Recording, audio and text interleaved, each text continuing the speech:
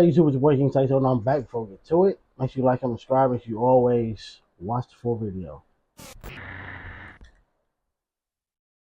You never know who you can trust nowadays. As men, we grow up being told to watch our backs, but what many forget is that the biggest threat doesn't always come from another man. Sometimes it's the woman sitting right next to you, the one who knows your habits and weaknesses. They don't come kicking down doors with guns drawn. Instead, they smile, flirt, and lure you into a trap. In today's video, we're looking at 3 cases from the city of Jacksonville. You ain't lying though, bruh. You got to think with the big head, not the little head, bruh. Because dog, a pretty face will set you up so easily. A pretty face or a nice body, especially if she got both. Where women played the role of bait, setting up men to be ambushed and ultimately killed. These stories reveal a darker side of loyalty, desperation, and betrayal, showing just how dangerous the wrong connection can be. But before we get into the video, please be sure to like and subscribe.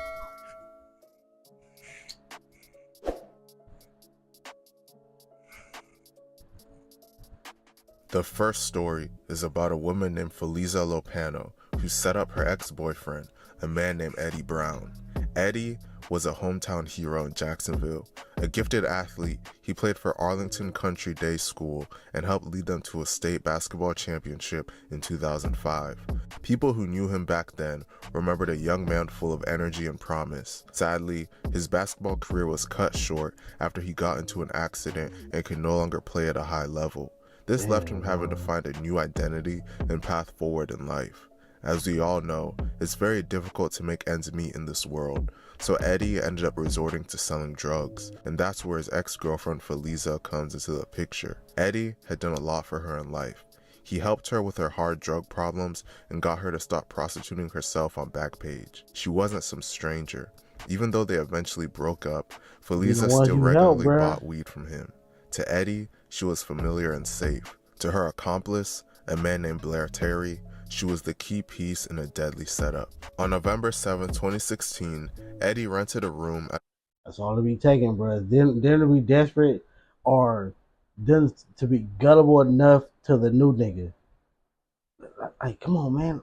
Let's do it. You know he got it. I ain't gonna do nothing to him. Come on, babe. You mine now, right? Show me you love me. All right. Bam. That's how you get hit. That's how you got, bruh. It's a chick. That's a chick right now. Like, never mind. I ain't gonna say it, bruh. a small West Side motel on Ramona Boulevard near Lane Avenue, a part of Jacksonville well known for drug activity. That night, surveillance cameras captured the beginning of the betrayal. A white car pulled into the motel lot. Feliza was driving. Blair Terry sat in the passenger seat. Feliza got out, walked into Eddie's room, and convinced him to come outside. To Eddie, this was just a link up with someone he trusted, but outside, the trap was already set. The two walked to the car together, and moments later, Blair joined them. The 3 of them drove off. That grainy hotel footage would be the last time Eddie Brown was seen alive. Not long after, a passing driver spotted a man lying in the street. Eddie had been shot execution style, a bullet to the head. He was rushed to the hospital, but there was nothing doctors could do. Police— You must have thought it was cool, like, man, like, this my ex, but we ain't doing nothing. She's still, like, the homie now, so therefore it's cool. Nah. Hell no. quickly zeroed in on the suspects. I do not want to link on my ex and her Feliza and Blair to the white car. Both were eventually arrested and charged with murder. Ultimately, Blair Terry was convicted of first-degree murder and sentenced to life in prison without the possibility of parole. Feliza Lopano, facing the weight of her role, pled guilty to second-degree murder. For agreeing to a plea deal instead of taking it to trial, she was sentenced to just 13 years in prison. What's most sad about this is that Eddie was just 31 years old, engaged, and had a 3-year-old son. She should have got way more time than that. Way more time. The next story is about a woman named Shanna Gardner that set up her ex-husband, a man named Jared Bridgen. Jared and Shanna had once shared a life together. They married in 2010, built a home, and had twins, but their relationship quickly soured, leading to one of the most bitter divorces in Jacksonville's court system. By 2015, the marriage was over, but the hostility never died. They fought constantly over custody of their children, finances, and even simple exchanges. Court filings describe their post-divorce relationship as toxic and riddled with disputes. In the years after their split, both Jared and Shanna remarried. Jared married a woman named Kirsten in 2017 and welcomed 2 more children, creating a blended family that friends described as warm and loving. Shanna later married a man named Mario Fernandez Saldana. From the outside, both had What? moved on, but beneath the surface, He's married resentment niggas. and conflict were still festering. Shanna didn't keep her hostility toward Jared a secret. In 2015, according to court testimony, she openly asked in a She looked like somebody that would do something to you. Like this, her wide open eyes look like she will get you in your sleep. inside a tattoo parlor if he knew anyone who could make Jared shut up. She also told friends that she wanted Jared gone. These weren't vague statements of anger. They were red flags pointing toward violent intent. By early 2022, the feud had only worsened. Jared remained heavily involved in his twins' lives, which meant constant contact and disputes with Shanna. Prosecutors later argued that Shanna and Mario saw Jared as an obstacle to custody, to financial freedom, and to their ability to move forward without him. And so, a deadly plan was set. He more like this is a gullible nigga who listens to everything that she's saying. Like, bro, like sometimes fellas, when you dealing with somebody who has a baby daddy, sometimes you can't just 100% take what she said. Because sometimes she might be over exaggerating things or just lying. Like, I had a girl who was claiming me as her baby daddy, right? Me now, this is years after the fact. I'm trying to get, like trying to see if the kid is mine, right? So, mind you, during this time, we're going to court. I'm not talking to this girl. I don't have your number. I don't have your email. No social media. No nothing. I do not speak to you. She tells her new baby daddy, or whatever, that I was talking crap to her about him. I'm like, bro, I don't even speak to her. What are you talking about? This that fast. We haven't even figured out the kid is mine. I don't even speak to you. You're already starting drama. Emotion. On February 16, 2022, Jared drove his twins back to Shanna's home after a routine custody exchange. Oh, the kid wasn't mine though. Riding with him was his 2-year-old daughter from his marriage with Kirsten. As he made the drive back to St. Augustine, he turned down Sanctuary Boulevard, a wooded road in Jacksonville Beach. There, a tire had been deliberately placed in the middle of the road. Jared stopped, put on his hazard lights, and stepped out of his car to move it. That's when gunfire erupted.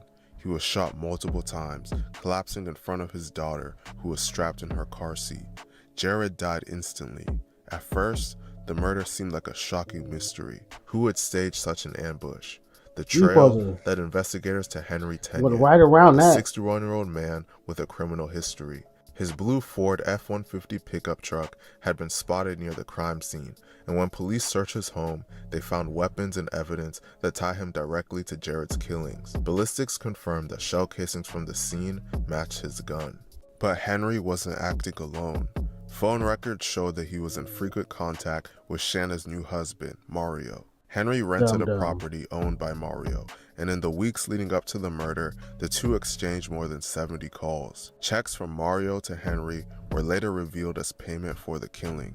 Henry was eventually arrested and charged. Faced with the evidence, he pleaded guilty to second-degree murder and agreed to cooperate with prosecutors. His testimony painted the picture of a murder-for-hire plot. He told them that Mario and Shanna orchestrated the plan and he pulled the trigger. In August of 2023, both Shanna and Mario were indicted on charges of first-degree murder, conspiracy, and solicitation. Prosecutors announced they would seek... Look at it. Look at where you live at. I would love to live here. Probably, because I don't know the neighbors. But area, view, this is nice. You just threw it all away for nothing. The death penalty. Currently, Henry is attempting to recant his statement, and the trial has been delayed to late next year. Jared was just 33 years old and left behind 4 children. That's crazy, boy. The final story of the day is about a woman named Diamond Harris don't matter the race, ties into the infamous Jacksonville gang war. The A most decent publicized face will gang get war in you. Jacksonville revolves around the popular rapper Young and Ace and the recently deceased rapper Fulio. On Ace's side are the gangs ATK and NHG, standing for No Hospital Gang. On Fulio's side is the Hood 6 block and multiple other gang/hoods that derive from the 45th Street area of Jacksonville. Some younger gang members from Fulio's side of the beef created their own smaller set called Bully Gang. On May 17, 2023, a beloved member of Bully Gang named YBZ, real name Adrian McKenzie, was shot and killed at just the age of 16. Members of ATK and NHG took to social media afterwards and pretty much openly bragged about committing this murder. One ATK affiliate in particular, named Antonio Already. Tilley Jr., was linked to this murder the most by rumors in the streets and some of his own words. Two other people were shot during the incident that killed YBZ, and this led to a $20,000 bounty being placed on Tilley to be paid out to anyone that killed him. Diamond would be one of the three people that joined together to collect the bounty. Shortly after 11:45 p.m. on October 6, 2023, someone called 911 after hearing gunshots in the area of Keelan Drive off Moncrief Road. When officers responded to the scene, they found two men shot and killed inside a car. One of the people found dead in the car was Tilley. The other person dead in the car was the innocent Uber driver that was giving him a ride named Bryant Grund. Diamond and her boyfriend, a man named Jaquan Mills, would later get arrested for this murder. Police discovered that Diamond set Tilley up to be killed. She DM'd him on Instagram and lured him to a location under the guise of meeting to hook up. When Tilley arrived at the location, the boyfriend, Jaquan, shot up the car, killing both Tilley and Bryant. What began as an accessory charge quickly escalated. Diamond was eventually charged with 2 counts of second-degree murder. If convicted on all counts, she faces the possibility of life in prison. By mid-2024, the investigation widened further. Police arrested a third suspect named Jimmy Robinson, whom they described as both a lookout and a getaway driver. Robinson was also accused of supplying one of the rifles used in the killings. Tilley lost his life at just 19 years old, and Bryant was just an innocent man trying to do his job. Man, stories like these make dating and relationships seem scary. That's why you gotta watch who you're.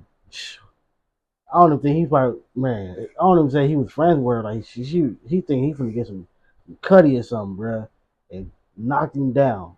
That's crazy, dog. That's again. It's why I stay away from everybody. I don't trust shit.